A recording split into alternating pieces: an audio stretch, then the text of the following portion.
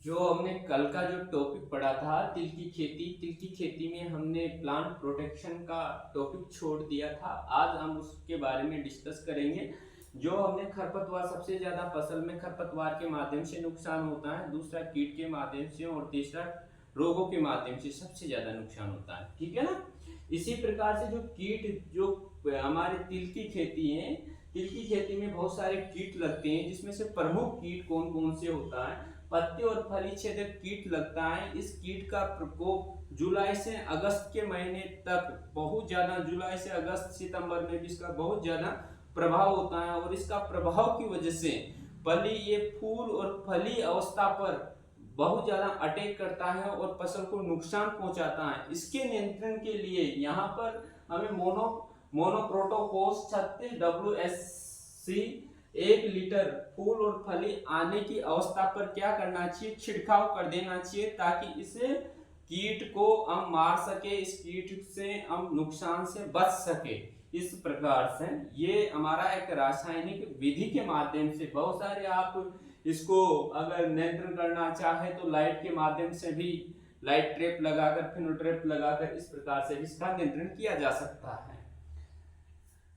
गोल मक्खी, सैन्य कीट, हॉक मोथ एवं फड़का कीट।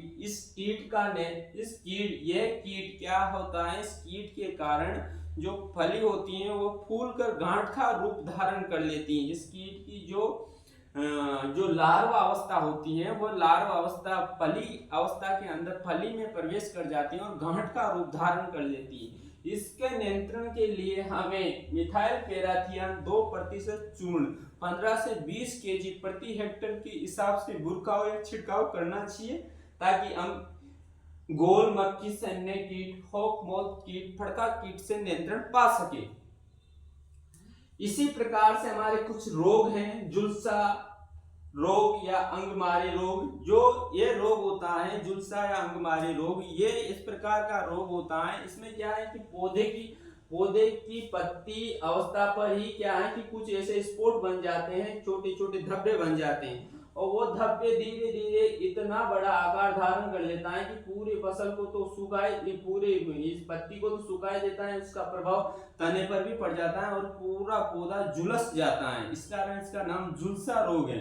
झुलसा अंगमारी रोग इसको कहते हैं। जब इसका प्रथम लक्षण दिखाई दे, उसी समय 1 ग्राम स्टेप्टोमाइसिन क्या है, बैक्टीरिया संबंधित, जीवाणु संबंधित जो रोग होते हैं उनके नियंत्रण के लिए, उनको खत्म करने के लिए इसका यूज किया जाता है। और 25 ग्राम कॉपर ऑक्सीक्लोराइड को 10 लीटर पानी में घोल बनाकर इसका छिड़काव करने से झुलसा और अंगमारी रोग से नियंत्रण पा सकते हैं।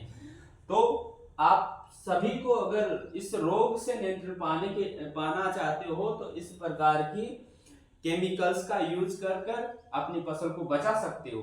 जो चांचिया रोग होते हैं, जो पाउडर मिल्ड्यू होता है, पाउडर स्पॉट्स समय रोगों उसमें पौधे पर दिखाई देते हैं, पाउडरी मतलब इस प्रकार से भूरा भूरा दिखाई देता है, उसके नियंत्रण के लिए पाउडर मिल्ड्यू रोग, जो छाछिया रोग होता है, उसके नियंत्रण के लिए हमें 20 केजी गंधक का छिड़काव करना चाहिए। अगर गंधक नहीं है तो हमें डायनोकेप या केराथियन का भी हम छिड़काव कर सकते हैं पाउडरी मिल्ड्यू रोग के नियंत्रण के लिए। जड़ और तना गलन रोग का नियंत्रण करना चाहे तो हमें हर प्रकार के रोग के नियंत्रण के लिए इसे बीजोपचार तो करना ही चाहिए, परंतु अगर जड़ और तना गलन रोग से ग्रसित हैं, डैम्पिंग ऑफ रोग हैं, तो उसके लिए क्या है कि हमें क्या बीज उपचार करना चाहिए। उसके लिए हमें 2 या 3 ग्राम थायरम कैप्टान के सॉल्यूशन बनाकर पर केजी के हिसाब से उसका बीज उपचार करके उसकी बुआई करनी चाहिए।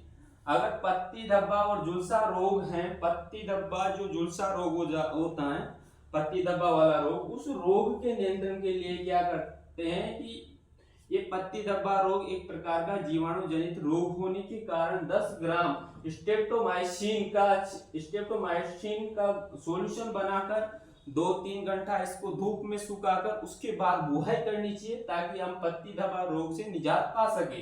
पत्ती विषाणु रोग, ये रोग हमेशा, जितने भी विषाणु रोग होते हैं वह सभी रोग किसके माध्यम से फैलते हैं, वो सब कीटों के माध्यम से ज्यादातर कीटों के माध्यम से ही ट्रांसफर होते हैं।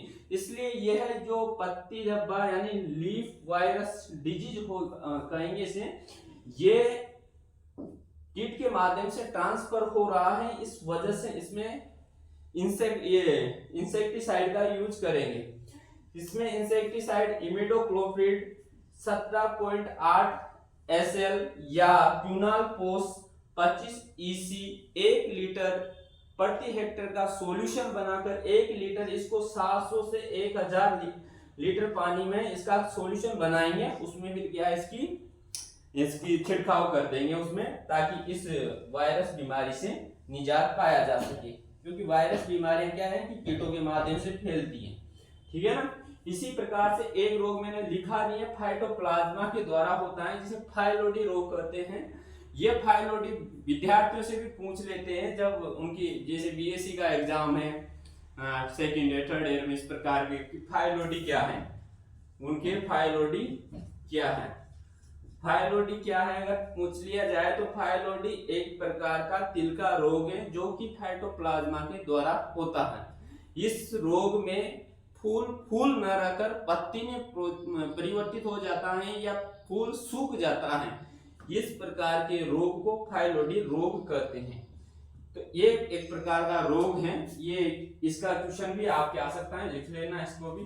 फाइलोडी रोग ये फाइटोप्लाज्मा के द्वारा होता है, फाइलोडी डिजीज।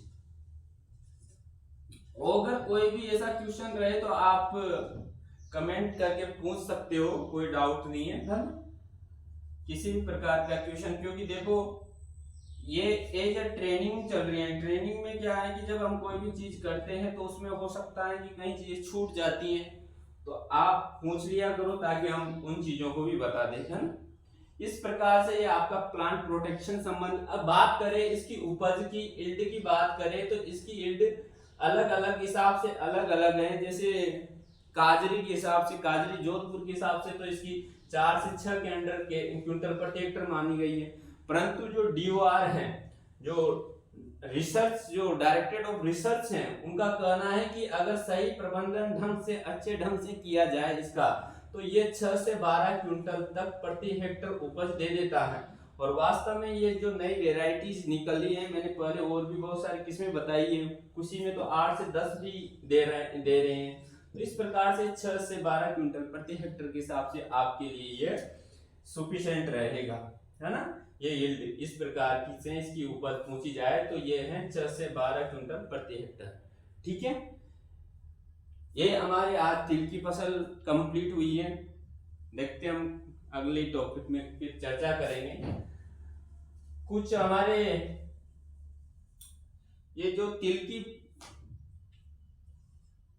की खेती है, हालांकि बहुत कम क्षेत्र में की जाती है, पर फिर भी इकोनॉमिक्स के हिसाब से, अर्थव्यवस्था में सुधार के हिसाब से ये बहुत अच्छी फसल है। और स्वास्थ्य के हिसाब से तो बहुत अच्छी है ही सही, क्योंकि इसके गुड़ भी बनते हैं, इसका तेल भी बनता है, और इसको धार्मिक क्षेत्र में, धार्मिक में भी हम काम में लेते हैं। ठीक है, इस प्रकार से हमारा आज का ये टॉपिक कंप्लीट हुआ। थैंक यू, धन्यवाद।